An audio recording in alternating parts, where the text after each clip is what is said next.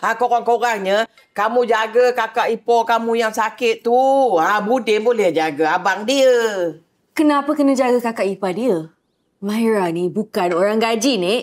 Ya Allah, budak ni. Jangan hidup kita ni tak payah nak belagak sangat cepakoi. Kalau kamu tak hendak jaga kakak ipar kamu tu, tak apa. Korang-korangnya, kamu ikut suami kamu tu. Kamu hormatkan dia.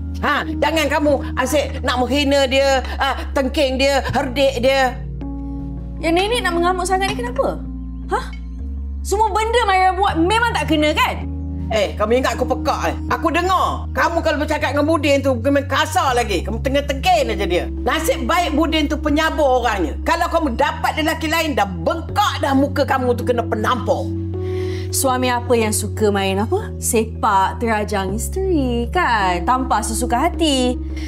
Itu tak diajar dalam agama ni. Cubalah contoh Rasulullah kan? Macam mana dia melayan isteri-isteri baginda. Hebat. Bercakap pasal agama bukan main pandai lagi ya. Nenek ingatkan otak kamu tu dah tepu dah. Udah tak tahu halal haram.